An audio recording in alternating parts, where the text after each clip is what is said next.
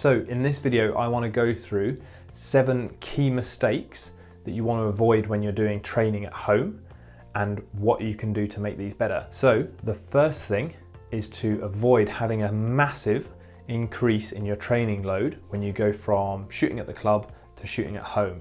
I made an entire video about this and how you can calculate this, and I'll put the link to that above.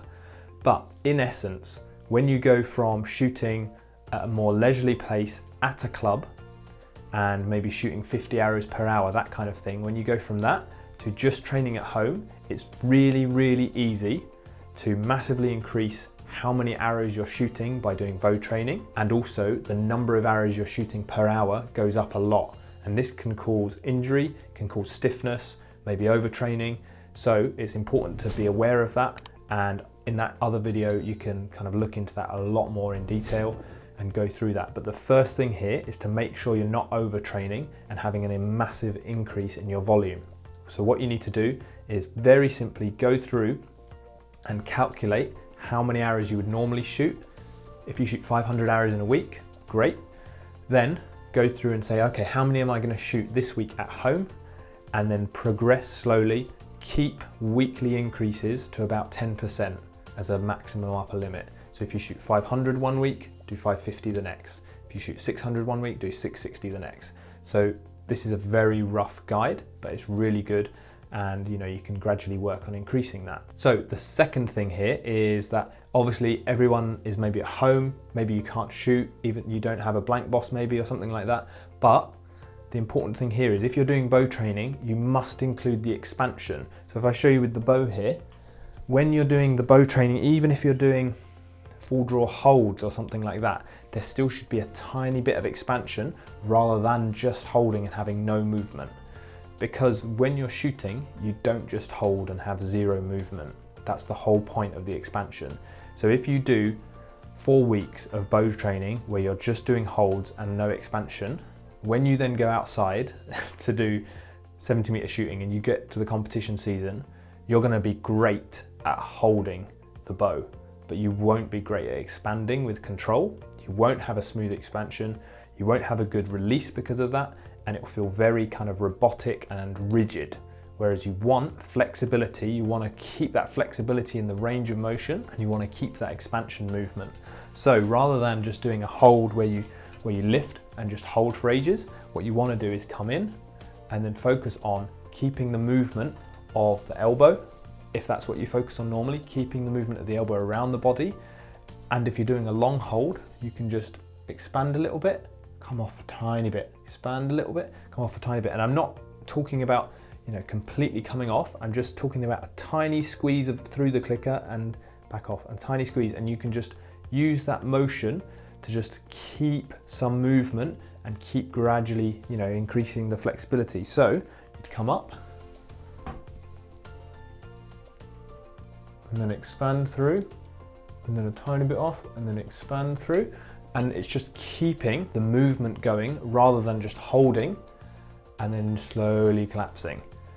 So that's really, really important, and it can help you as well to keep that flexibility and improve the expansion rather than just doing the holds.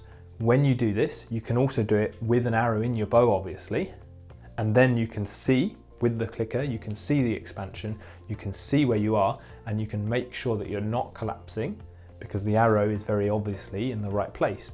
So this is a great way to do that as well. Now, another mistake that loads of people do when they go from shooting outside to just home training with bow training is not doing any training with the fingers.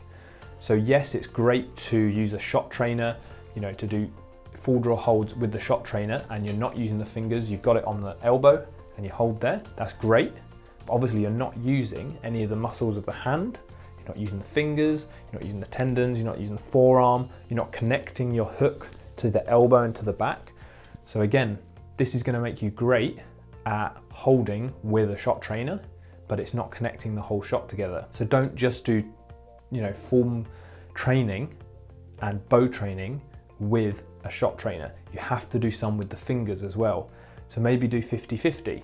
Do some with your fingers, do expansions with your fingers, full draw holds with your fingers, and also do some with the shot trainer as well, because you don't want to overload the fingers completely and put a massively, increased amount of load through them. So be sensible, but make sure to include the fingers in your training. And you can also do some simple grip exercises, which are really important anyway. You can get a finger web and do grip exercises where you're training your fingers. You can get a classic, grip, one of those grip strength exercises where you just squeeze and do that. All these kind of things are great to include your forearm, your fingers, your tendons, and that kind of thing. Whereas if you just do shot trainer holds, it's not gonna be good when you go back outdoors. You're gonna come up and you'll feel like you're releasing with your fingers and it won't be strong enough. So it's super, super important. Now, another thing that is really easy to forget is not stretching. So just because you're doing not as much training you might think, it's really important to carry on stretching. As I said in a previous video, by doing bow training, you might be doing actually more volume and higher intensity than you previously were. So it's really important to make sure you're doing your stretching.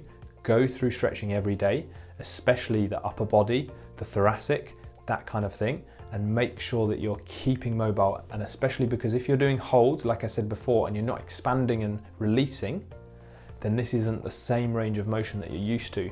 So make sure you do some stretching and also do some drills, just some simple release drills where you can, I'll put the bow down there, where you can do these release drills and just practice. So rather than just being holding here, practice moving around the body here. So if you're doing this, then obviously you can feel the range of motion, that's good. If you're just used to holding, it's not gonna be great. If you compare this to my left side, you can see that I don't have the flexibility on this side. I can't move around in the same way because I haven't trained it and I don't have that flexibility. In the same way, you need to keep that flexibility on this side and keep practicing this. So you can do simple drills like this. You can do it with a band, which is a clingy band, very light clingy band, that kind of thing. And it's really, really good to do. So that's really great if you can do that and maintain that flexibility and keep your stretching up as well. Now, the other point here that is often forgotten, and I talked about this previously, is not actually replicating the distance you're going to shoot.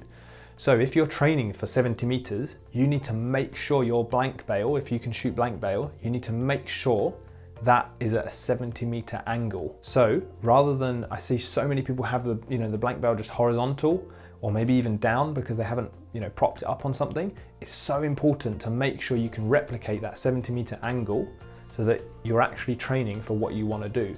Otherwise, when you go outside after shooting 4 weeks of blank bail and bow training at a horizontal angle, it's going to be incredibly hard to go to 70 meters and keep everything the same.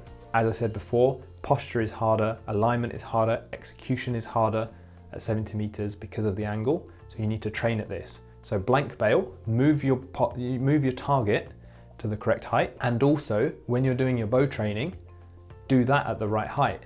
Too often I see people doing bow training and they'll be moving around, or they'll just be kind of moving around. I don't even know, like walking around, moving around, not aiming, not having the sight at the correct height. And that's just silly, really. You need to do your bow training with aiming. So always aim at a target, because obviously that's what you're doing, when you're shooting, so that's important. And also make sure that it's at the right height. You don't want to be doing bow training pointing at the floor, unless you do field, obviously. But, by all means, you need to do your bow training, you need to do your shooting, keep the angle, replicate what you need to do when you then go outside. So that's super important. Now, the other two things here, pretty simple, straightforward to go through, but they are basically neglecting the shot cycle and particularly neglecting aiming.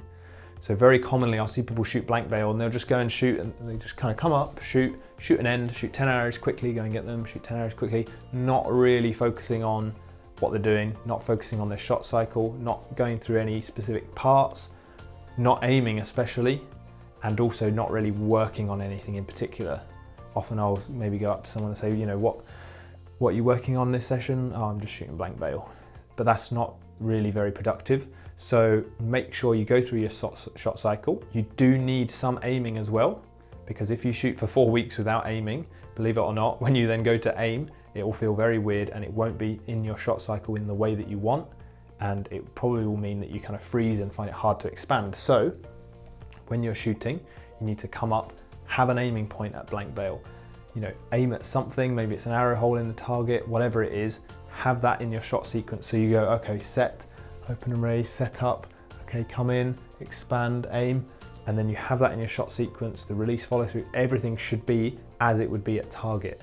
So that's really, really important. Now, the other thing here is the best thing you can do really at blank bail is having, like I said in a previous video, having a specific thing you're working on, which is really important, but also using video feedback, because by definition, you've removed the feedback that you get from the outcome, from the target face. You don't have that feedback anymore. So if you just shoot at blank bail, it's very easy to just go and shoot some arrows. You're not really got any feedback. There's no consequence. So you just go and shoot arrows and then you're finished and you're done. But you need to have some sort of feedback on your technique. So if you're very good at getting the physical feedback from your feelings, that's great. But if you're not, get a video delay app. I'll put the link to the one I use below. Get that app, put it on a tripod in front of you on your phone or your iPad or whatever. Shoot, watch the delay. Did I do what I wanted to do? Shoot, watch the delay. Did I do what I wanted to do? Just doing that can really actually make the session much better rather than just wasting arrows and just throwing arrows down for the sake of it. So video delay is a great way to actually make blank bail much, much better. So that's been an overview of some of the common mistakes that people make when it comes to home training and shooting at blank bail, doing bow training, that kind of thing. In a future video, I'm going to look at specific drills and exercises you can do with bands and with your bow to improve your technique at home. I hope you found this video useful. As always, be sure to smash that like button and subscribe to the channel if you haven't already. I'll also put the links to social media down below. And thank you for watching, and I'll see you next time.